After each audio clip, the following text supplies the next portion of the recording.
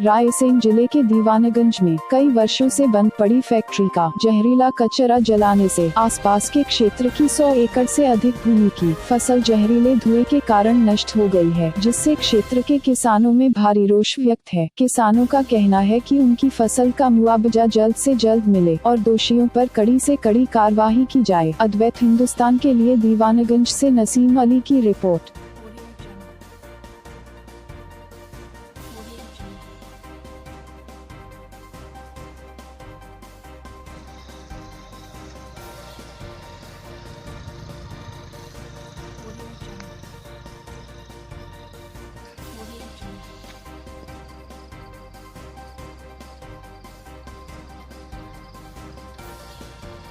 पानी करवा दिया।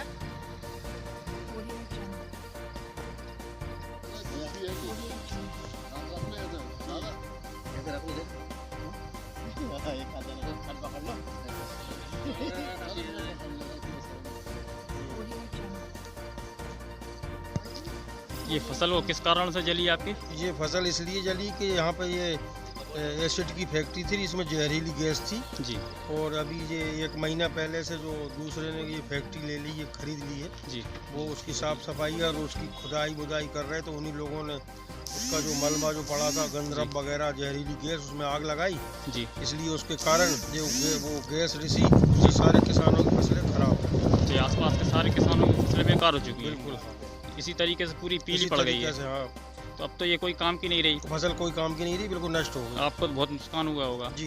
तो इसकी शिकायत आपने की है कहीं? जिनकी ये जिला फसल- कलेक्टर को लिए की जिला कलेक्टर महोदय के लिए आवेदन तैयार हाँ, किया है। आवेदन तैयार किया।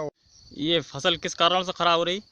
अरे ये यहाँ पर एक फर्टिलाइजर केमिकल था जो पुराने सांसद सदस्य हमारे प्रताप भानुजी शर्मा जी जी जी के काफ़ी 10-15 साल से बंद पड़ा हुआ था। जी अभी विगत दिनों पता चला है कि किसी पाल भाई हैं, जी भोपाल के हैं, उन्होंने खरीद रखा है। जी तो उसमें साफ़ सफाई चल रही है, उसमें उनके खरीद के द्वारा उसमें था पुराना सल्फर गंधक, जी जी जिसके कारण उन्होंने आग लगाई। साफ़ सफाई में उस आग कम से कम 24 से 26 घंटे तक लगी रही। जी। इसके बाद दमकल कर्मियाँ, दमकल आई, फायर ब्रिगेड आई, उनने बुझाई।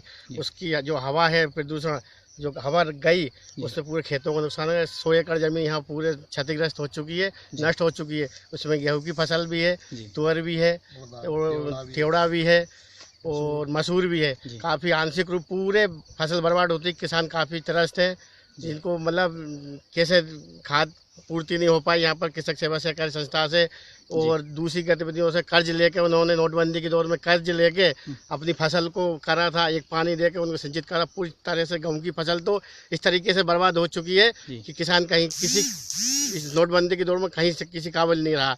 तो मेरे यही सरकार से यही गुजारिश है कि इसकी क्या क्षतिपूर्ति की पूरी तरीके से जानकारी पाकर उसके पूरी सर्वे करवाया जाए, और पूरी तरीके जो किसान जो भी किसान है इनका उसको पूरा मुआवजा दिलाया जाए, और उसके विरुद्ध जो भी इस गंधक को जो सुपर का जो है उसके ऊपर उचित कार्रवाई की जाए।